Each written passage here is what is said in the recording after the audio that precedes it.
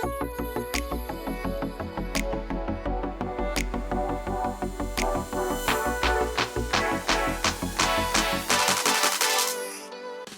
everyone. Welcome to the Future Construct podcast. I am your host, Amy Peck, and we have back by popular demand one of my favorite guests, Hugh Seaton, who is the CEO of The Link, which is a construction software. Welcome back, Hugh. Good to be here. Thanks for having me. So we ran super long last time and still had to stop short because we were having such a fun conversation. So I'd like to do that again. And you have so much expertise, I don't even know where to start. We did on the last podcast a little bit of your history. So why don't we start from kind of now forward? But you have such broad experience in AI, and there's so much talk about what AI can and can't do. And then there's fear that it's going to take over our lives. But, I don't really think it's there yet. Like, I don't think we're at that, that advanced level of AI. But, where do you see it? What's it good for today? And what is it not good for? And how do you think it's going to evolve? Just to tackle that small topic to start. That's right. Just that. It's a little, let's ease in. You got 5 minutes. Let's ease into the hard stuff. Go. So I think a way to think about AI is a spectrum. And on one end is normal software and the other end is human intelligence. And too often we start with human intelligence and compare back and we're like, this is still pretty stupid. As opposed to saying, this is so much better than the software it's replacing for the things we're using it for. So a great example is I'm doing some text classifiers right now where you can put in unstructured text and it'll classify it as something. That's just impossible to do with old software. The number of rules you'd have to write and so on. So if you compare AI as we understand it to the software it's replacing, it's good and getting insanely good. Some of the things, there's these things out there now called foundation models. Some people may have heard of GTP3 and there's a few others, all based on a new architecture. And it's doing some incredible things. At one point, The Economist had GPT-3 write an article based on a brief that they gave it as text, and then they sent it to the judging panel of this contest. And I don't think it got it got an okay rating, but nobody said this is obviously a computer. So the thing had written a multi-paragraph, couple-page essay that a human couldn't tell. They just thought it was a little bit uninspired, which I thought was pretty funny. So I think we're expecting AI. It's interesting when you talk to folks that spend all their time on AI, most of them will tell you the big danger isn't that super intelligence is going to take over, at least not within a time frame that we should be caring about right now. It's that we're going to trust AI before it's ready. So we're going to have something running an electric grid and we don't understand how it's going to break. So the way AI solves problems, and by that I mean machine learning and typically deep learning, the way it solves problems is so driven by what you put into it that you may not have put everything into it for it to learn. And that's happened even in human society. There was in 1998, we had a big economic downturn, which is kind of cute in comparison to what's happened since, but at the time it was a big deal. And some of why that happened was people had non-AI, just normal math models that didn't include the depression. So they didn't have the right, which is an insane thing not to include when you're talking about crashes, but they didn't. They went back to the 50s, I think it was. And these were Nobel laureates. So the point I'm making is keep in mind that AI as it's currently being used is math. And if you don't put the right data into it, it's not going to know all the situations it might cover. You see what I mean? So I think some of why it's not where we want it to be is because the real world is so full of situations that you can't put in. Like, great example is autonomous vehicles, which is probably top of your mind when you say it's not where we thought it would be. They thought it'd be easier than it is. They realized that the world's just loaded with, kids wearing brown, that are hard to see at night. It's like, or rain or whatever. So I think we expected AI to leap forward faster than it was going to, because the real world is just more complex, and we're really good at that. We're really good at dealing with complexity and with unforeseen situations, and math is not. Yeah. Yeah. Well, I think also you have other things at play, like, neuroscience is still a relatively new field. And we don't, I think we're trying to get to super intelligence. And as humans, we're kind of medium intelligence. And so I don't think we understand what the models would look like to get to, a truly super intelligent AI, or, even beyond, into a sentient AI. But I think that we're fed so much media, and especially, Hollywood loves to show us what AI can do, and robots. And of course, we come up with dystopian futures like Westworld. So, where do you see what's it going to take for there to be a real breakthrough? Because I think we're hampered by our own limitations in some ways. I think you put your finger on exactly the right point. And that is, if you asked anybody to describe what consciousness is, they kind of can't. Philosophers or neuroscientists. If you asked someone to really describe how the brain works from top to bottom, they're pretty good at the cellular level, although we've just discovered a ton goes on in the neurons that we didn't know. We thought they were kind of dumb switches and all the work happened on the synapses, and it turns out that's not true. There's a whole other layer of computation we weren't aware of. So that exactly proves your point, is we don't even know what we're modeling in terms of how the human brain works. And we don't really know how certain things work, even philosophically. So I don't think there's going to be a breakthrough. I think there's going to be a moment when we realize, oh my gosh, that's doing things that are getting there. And then, so a great example is, it turns out these foundation models can do things they weren't designed to do. So they can, I'm blanking right now on some of what those are. Let me rephrase that, but these foundation models have what they call emergent properties. So they're able to recognize, they're made for text, but they're able to actually do things with imagery, which they weren't designed to do. So the point I'm making is, I think as we advance along paths that we understand, and then new paths, like new architectures, new approaches, things start to emerge, and we learn. Interestingly, computer science has taught us a fair amount about how the brain works, because you're trying to replicate what the brain does. And it's like, oh, wow, it has to work this way. And then you realize the brain does or doesn't do it quite like that, but it's opened up whole new questions. So I think the continued march of the hardware, the data that we're now able to put into AI, but also the fundamental approaches are just, every couple of years, there's a new thing that comes out where they realize this is wow, this is different. I think, as I say, I don't think you're going to, the other thing that I think is slowing us down, or at least slowing the general public down, is we kind of expect it to pop out as a human-like intelligence. And I don't think there's any reason to expect that. I think that you're going to find that it can do surprising things, but does not have its own will, which is the other thing that you don't hear enough, is that it's not obvious that the ability to compute and do stuff provides a will. And by will, I mean consciousness and its own desires and its own goal setting. That's not obvious that just happens. And we know this because there are parts of the brain that really drive that, and other huge parts of the brain that don't. The visual cortex does not provide a will. It just provides an incredible ability to process the world. You see what I mean? And it's actually the brain stem, older parts, that start to do that. Anyway, we don't really know how, but we've got some ideas about parts of the brain that make consciousness, because when those parts break, you're not conscious anymore. So I think that actual consciousness will be something that gets designed in, instead of something that pops out because we've built a model that's, enormously big.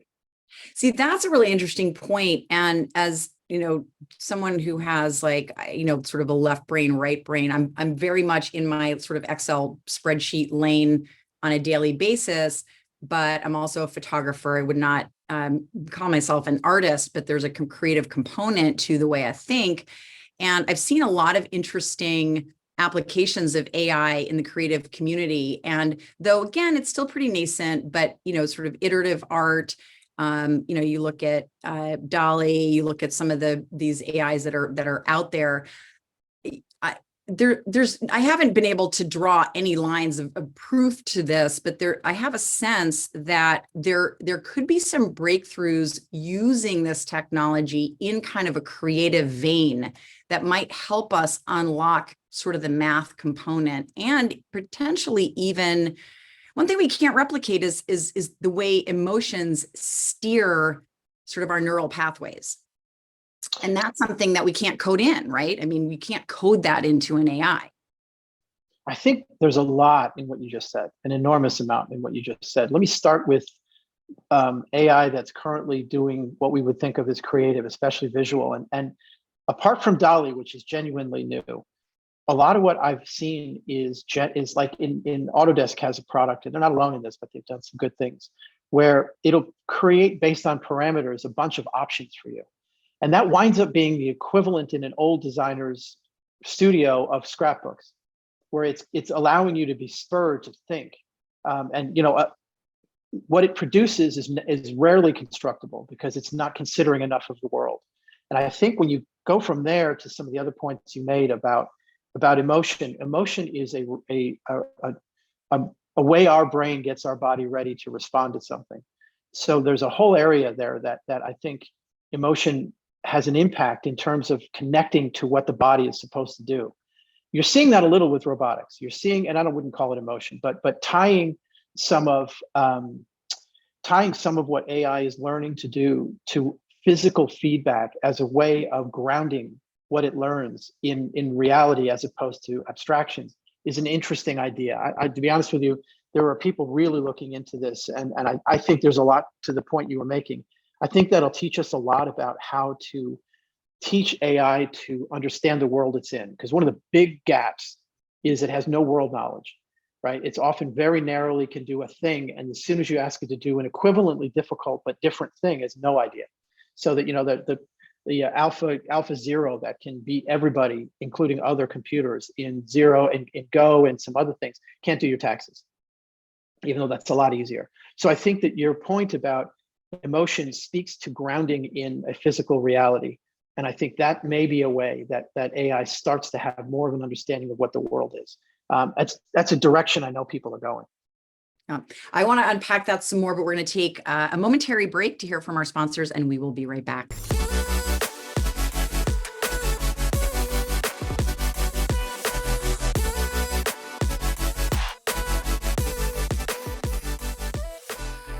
And we are back with Hugh Seaton, doing a deep dive into AI. On the creative front, we talked about, you put in certain parameters, especially for these sort of like, creative, if you will, AIs. And I think you're right. I think we're not going to get the result that we would if we were kind of in charge of our own kind of creative path. But what I do think may happen is we may start to understand the patterns that we're using in our own lives to start coloring thought and the way we process information. And this kind of outside in approach, there's an AI, and I can't remember the name of it, but it's actually Philip Rosedale's son is using an AI to generate art. And he has, it's not just about the art parameters. He's actually building the stories of the artists themselves and sort of their childhood. So it's this sort of lyrical story that he's and then pushing into AI. And there's two pieces of this that I find really interesting is, how much of a story do you need and how do you construct that so that it's valuable as far as what you want the output to be of the AI. But the second piece is it sort of touches on the question that I think all artists deal with, which is when is it done? And with this iterative AI, it sort of starts with a blob, but then it becomes a thing. But then you can kind of let it go and it can become sort of another thing. And I think that concept as well starts to just get really interesting. I don't know where the business applications might be for that, but in terms of thought process and how we build the inputs for AI, I'd love your opinion on, what we can let loose in the creative world. Yeah, one of the things that an economist out of University of Toronto, where the kind of modern deep learning found its first renaissance, a guy named Ajay Agrawal wrote a great book called Prediction Machines. And his point is when you make an input really, really cheap, it does a few things. One is it makes other inputs more valuable because now a piece of the cost equation is lower. I'm going somewhere with this. The other thing, though, is people start to use it in ways that you never thought of. So I think that one of the things that software generally and AI specifically will be able to do is make certain parts of content production so inexpensive that they become background And some of that is, imagine an artist sets a starting point and maybe some waypoints, and the AI fills in the gap, and they're able to tune it along the way. So I think you can imagine new forms of media emerging. I think you're going to see everything from buildings to games to other forms of multimedia experience, where AI is able to make worlds that are way bigger than you could ever pay a group of people to produce for you. It may not have quite the same level of surprises along the way, but the reality is you don't always pay attention to the surprises anyway. So I think you put your finger on something, and I think there's a number of artists who are asking this question is, if I can automate some of the execution, and really it's up to me to imagine the starting point, the end point, or the parameters, whatever it is. I don't have to sit there and draw every line. I don't have to sit there and work out every frame. I believe that that's going to wind up being a whole new area of creativity. I have a feeling it'll be a generational divide where people that are used to one form of expression have a little trouble imagining how to use that, but that's always been true. I mean, people that did print had trouble with video until people that grew up in video knew how to do video. So I think you'll find the same thing, is that these new AI will enable, or the tools that AI makes possible will enable new forms of expression. And it's really up to, I saw this in VR a lot, where you'd have technologists who really leaned into the creative side, and creatives who took the time to learn the technology, and you just, some beautiful things were created. I think that's probably going to be true here. I have a feeling that the thing that you want, the tool that you want, is going to be so specific that someone's going to have to make it for themselves, instead of there being, an AI storyteller. I'm sure that'll happen too, but at the avant-garde that you're talking about, where someone has to be really committed and really just keep hammering away until it's what they want, they'll probably have to spin their own, connect this AI to that AI, but that's okay. That happens anyway. Yeah. Yeah. I mean, I think that's kind of where we need to go. And you touched on something that I think actually will be, part of this kind of next evolution. But you mentioned world building. I think that is sort of the next paradigm in to use an overused word, but in storytelling, that in that stories will follow this more of a kind of game construct with these branching narratives. Things will be happening in real time, but from a production standpoint, building a world of that size is going to require many, many, many technologies that we're not using to their sort of fullest extent today. I think you're used to. Sorry, you're saying? No, but I think you're right. I think we're going to have these new media forms emerge. Well, your use of the word paradigm is a really good one. So, paradigm means a set of new options. I like that idea, is that AI brings in a set of new options that you can use. And it's not just AI. There's a bunch of stuff going on in everything from graphics to the underlying hardware and all that, but also people's ability to use them. Like it's not, if you hand someone a tool they've never seen before, they're just going to do what they used to do with a better tool, as opposed to spending time with it and really exploring and being courageous enough to try new things and fail with them a little bit, because you know what, that's kind of ugly, or I don't really like that experience, so let's stop that and try something else. That doesn't feel like a productive way to spend your time. So you got to be okay being unproductive while you explore some some blind alleys.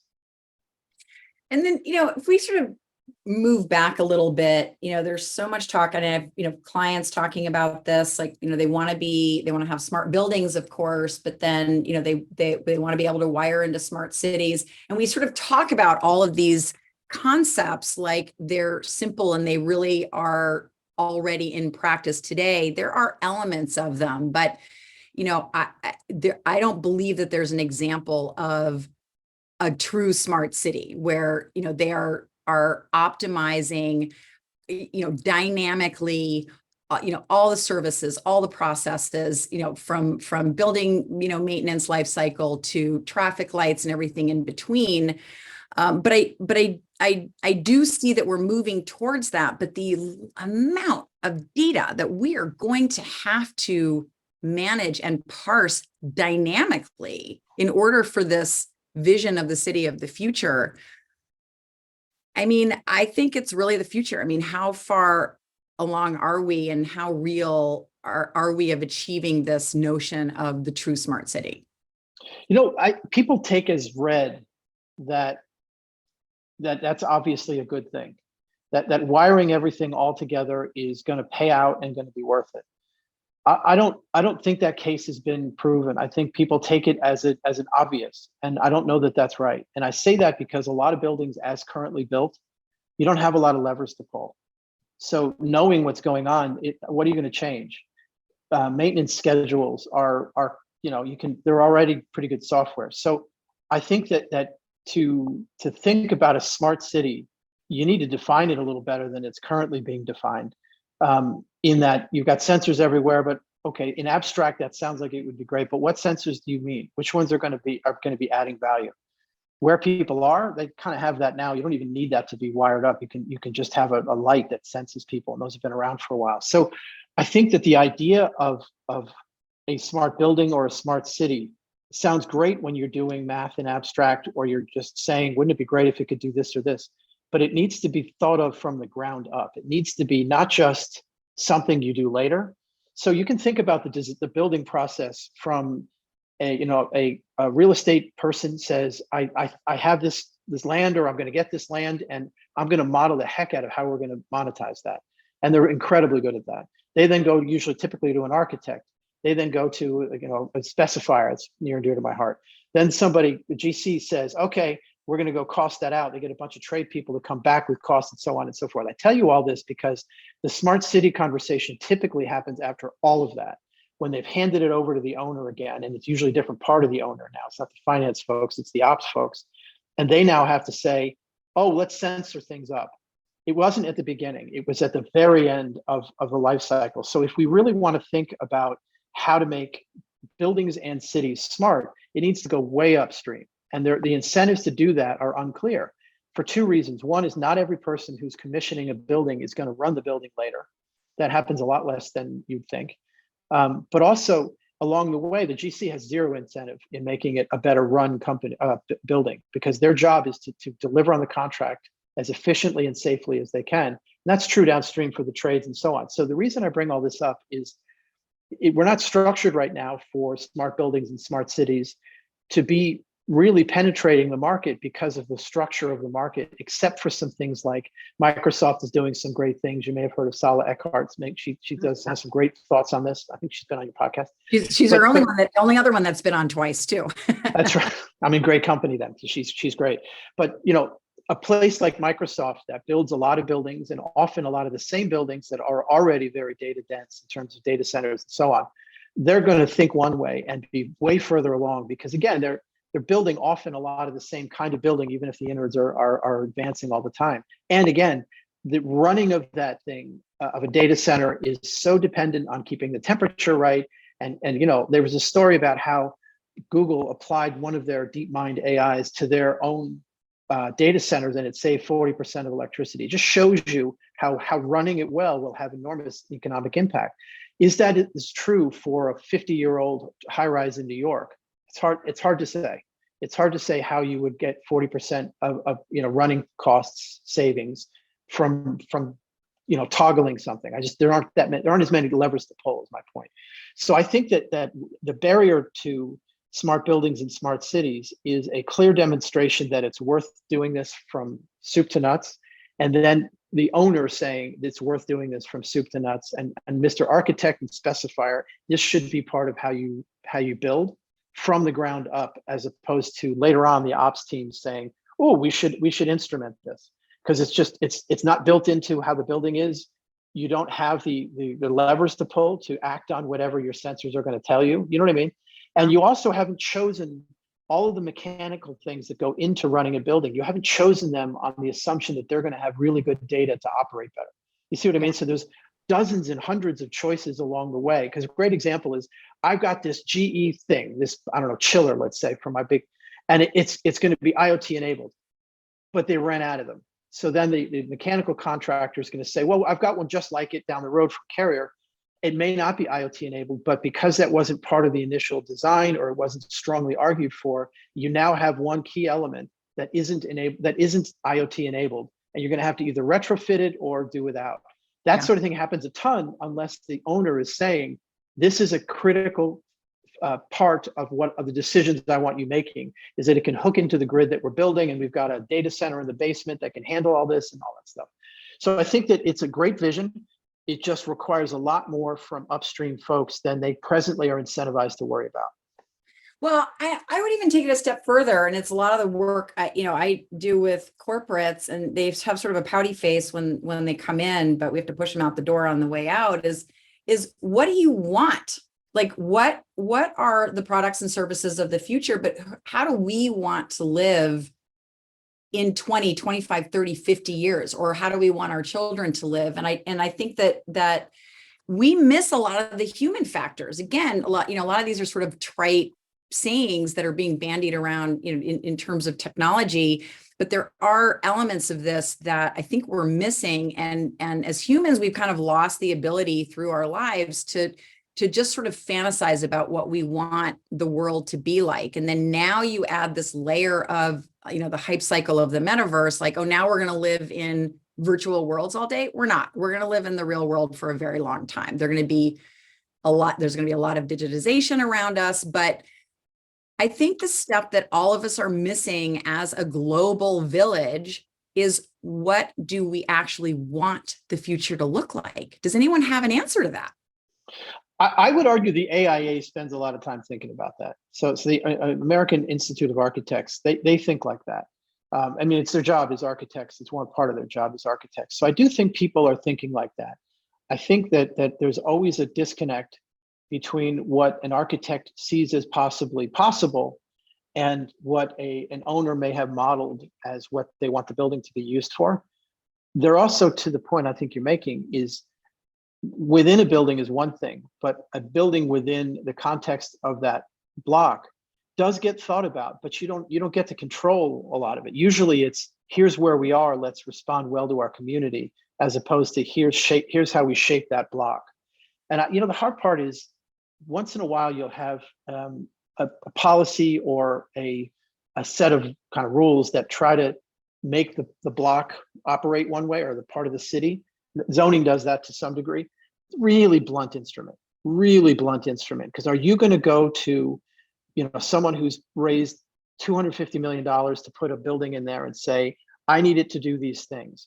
That's a hard thing to do. It's hard to go to an owner or a real estate company and say, we've got a vision for this block, and I know you've raised all that money based on some assumptions. We're going to change some of those assumptions, and we need you to do some fundamental things about how you build your building so it fits within our vision for where this is going to be in 30 years. That should be happening. I'm sure in some cases it does, especially when one organization is building a campus.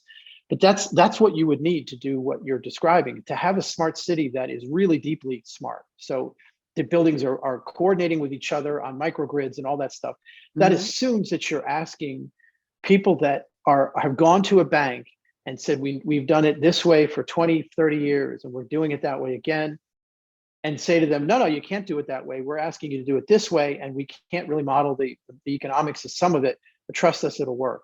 It's a hard one to do, especially when trust us, it'll work in the building world doesn't always, sometimes it doesn't. Sometimes it doesn't work, and oh my gosh, San Francisco currently has a tower that's moving faster than it should be, because trust us, it'll work. And they keep trying new things because it's a really hard problem. So when things go wrong with a building, it's tough to fix, which I think slows people down and slows some of the smart city argument down, is that you're asking for coordination, and there's a whole line of decisions that got to the funding that got you to be able to build the thing that, that's not necessarily aligned upstream. Yeah, no, and I think it also has to be sort of endemic within the culture. I've been spending a lot of time in Dubai. It's a 50-year-old city effectively. And, they have within their culture, they want to be the smartest, the biggest, the most efficient. KSA with the NEOM project, building from the ground up. But very quickly, the economics of these scenarios starts to become a driver, and they're kind of anathema to one another. But I love the idea. Like, you get to just start with literally a blank canvas and build this vision. But again, I'm wondering, at what point does vision kind of hit reality, and then what impact is that going to have?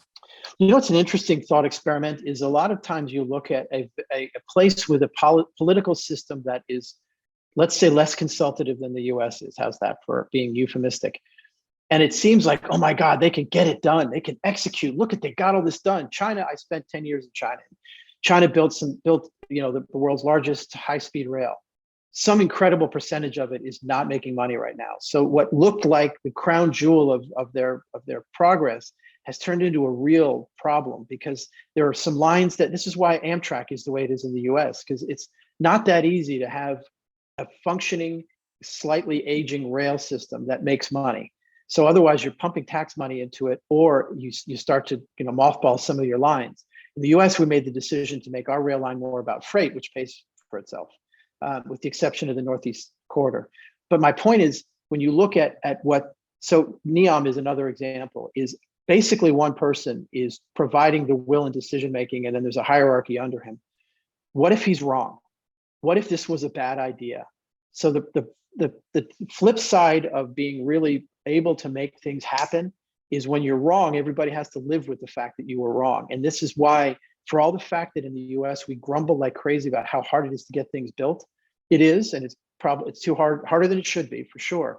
The flip side is when people get to do things quickly just because some senior leader who's been in power for maybe long enough that their vision is a little on the warp side decides something is necessary. You now have to live with all those resources being stuck in something someone doesn't necessarily need anymore.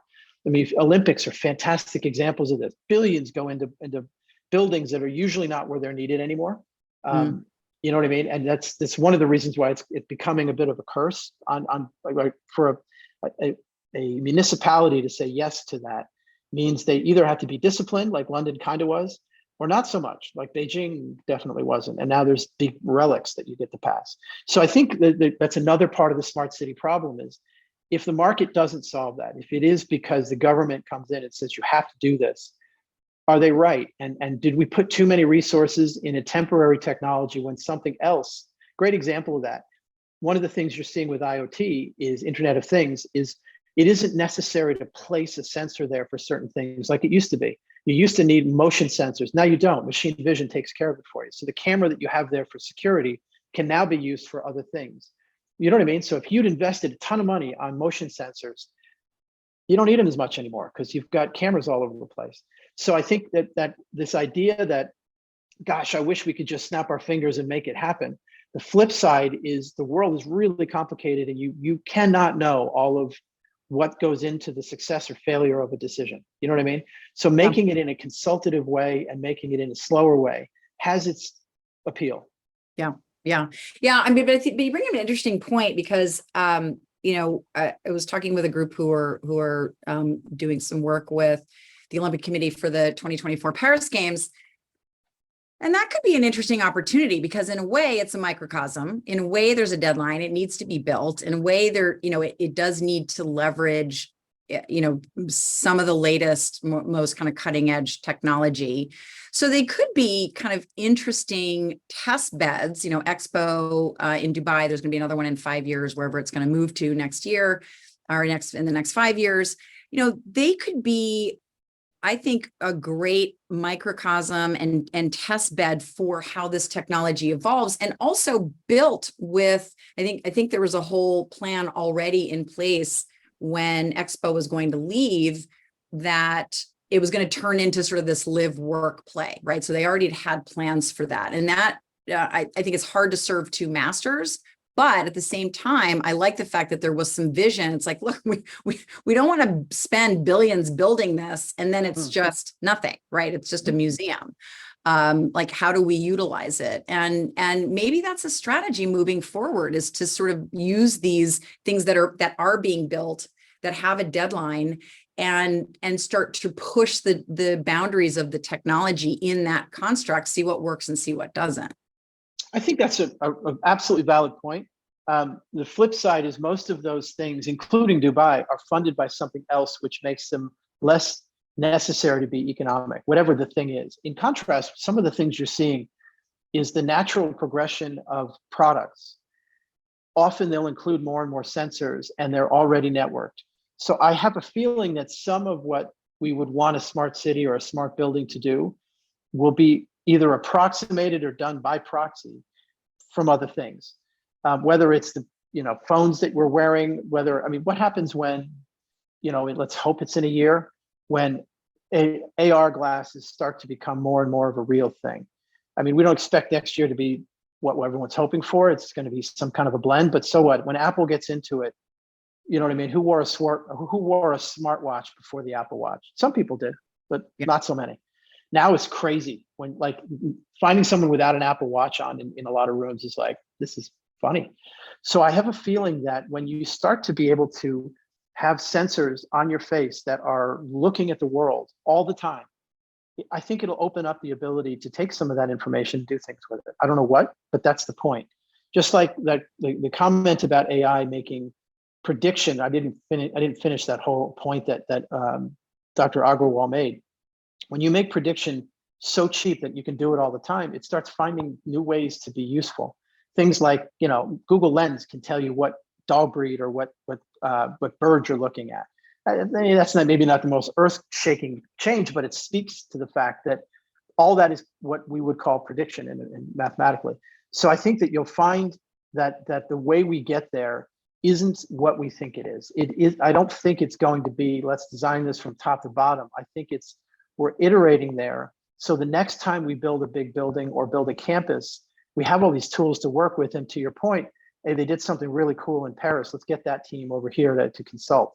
So I think both probably wind up being true. Is test beds wind up teaching us more about integration and larger scale. An example of that, Oracle has built something outside of London. I think it's in England. That's their second innovation campus, and it's all about large scale integration of technology. They just launched it, I'm not kidding, a couple days ago, I think, really very recently. And they had one in the Chicago area, which also was pretty amazing. But they purposely built the one in London where there's a little rail line, and there's a building. I haven't seen it, but the guy that runs it, Burchin, told me about it. So that's an example of one company saying we provide data services at scale, and Oracle's one of the big players. How can we take what we're good at and apply that across, something that is city scale or even bigger, which I think is interesting. So to the point you're making, that is a test bed. It's a narrow one because it's about their set of technologies, but you better believe they're pulling things in from the telecoms and from Samsung and whoever else to feed data into what they're otherwise doing, which is exciting. Yeah. No, and I think also, to your point, the piece that is sort of missing in all this is the human factors. And so what do we want? I use Lens when I'm abroad to see what's on a package, when I'm trying to buy something and I have no idea what the language is, right? So, how do people use the technology? What are the sensors and all of this information that's around us? What is it good for? What are we going to start drawing down from the cloud in real time? And we don't know that because the AR glasses aren't really out there. We don't know how we're going to interact with this, sort of AR cloud and digital layer yet, because we're missing one of the major key data points is what do people want from it? Again, what do people want from this technology? I think this is where the kind of multitude of people helps us to process something that you couldn't predict. So I think you've got artists who are going to do cool new things with it. Virtual reality wouldn't be where it is if there weren't crazy artists building cool stuff. I mean, people in Brooklyn I knew that would spend 8 hours a day in their Vive, which is, talk about a sore neck. I think that's one end of the spectrum, but also technologists saying, you could do this, and let's build an app on top of that thing. So I think again, it's not a moment when we've reached a new future. It's an evolution of more and more little pieces coming together and people discovering or inventing what they want to do with it, and then new patterns emerging. No one could have said smartphones are going to make us do the things we do. Online dating prior to that, or finding a house, or we were joking the other day about, in my life prior to Google Maps, I probably looked at a map 3 times, literally. Yeah. And one of those was using MapQuest, which was broken. So I actually had to get out and ask us, you know what I mean? Now I went up the road to talk to an agency that was 1.5 miles from me, and I used Google Maps to get there. Why? I probably could have gotten turn by turn, but I didn't have to, and I could just be confident the whole way. And if something changed, I actually at one point wanted to go around something. So the point I'm making is there's new human behavior that emerges when people use it. But I love the fact that, you know, your mind, you keep thinking about what an artist might do, or, you know, how human behavior will either be designed or emerge. I think it'll be both. I mean, that's somewhat an artist can do, is imagine for us how we might use something or experience something in a way that, you know, me as a, you know, founder of a company may not have time to. That's what is great about society, right? Is that you've got different people who are going to think of different things and care about different things. And they may, because they care more about it, show you something you didn't care enough to go discover on your own. But that's from 1,000 angles. You know what I mean? Like, one person cares about the tech side of it, another says, you know, you can change the color. Another one says, you know, you can change your emoji or whatever. I wouldn't have, that happens to me all the time. In fact, someone quite recently told me I can change how my name shows up in Zoom. It's an illustration of the point. Exactly right. I now go forward. You know, I can be a dot anytime I want from now on. No, I love that you do that with maps, because I do the same thing. Like, I don't want the actual directions. I just want to see the map, and I just, you know, I search for the place I'm going, but I'm there may be a reason I want to see that particular block, or I want to go this way, or I know that the traffic along the beach will be more, so I go inland, or whatever it happens to be. And I'm of course a big believer in technology sort of, you know, augmenting our lives and not taking it over. I think I think we have the choice how technology evolves and how we want to play in that realm. I think you're right. And as a, you know, as a follow on from some earlier points, the fear that people had that AI is going to take over jobs, and oh my gosh, if I see another robot as an illustration of AI, which is just kind of distracting, I think was overblown. But, you know, in line with my point a moment ago about society helping us, like by that I mean lots of people thinking independently. One of the benefits of all of the freaking out that happened about 5 years ago about AI is we did start thinking about the ethics of it. We did start thinking, how do you think about a workforce when, you know, skills are changing quickly? Or how do you think about everything from what, you know, are we going to trust this thing to make decisions that have a moral component? Anything from hiring somebody to even filtering, right? And we wouldn't have thought of that if we didn't kind of skip ahead and say, oh my gosh, this is going to be so smart. So the fact that we lost our minds a little and everyone got pretty freaky about it was probably good, because we've thought ahead to some of the harder to argue and harder to kind of pin down ethical questions. Lots of people know about the trolley problem now, which is crazy, because I don't know how old that is, but it's an old thought experiment. You know, the one where it's, you can go this way and kill one, or go that way. Oh yes, that way. What do you do? So that's you're going to ask a machine at some point, if it's operating a motor vehicle, it's going to make decisions like that. So I know I never would have known that if we hadn't started that conversation and, you know, books and so on. So and you know, that I get a little touchy when people talk about the bias thing, because it feels like we've had the same conversation over and over again. And yet everyone is aware of it now in a way they might not have before. If you get a 25-year-old computer scientist who's being asked to deliver on deadline, they're going to be worried about shipping sometimes more than they might have been about bias, unless you make it everyone's concern, which that whole bunch of stuff did. You know what I mean?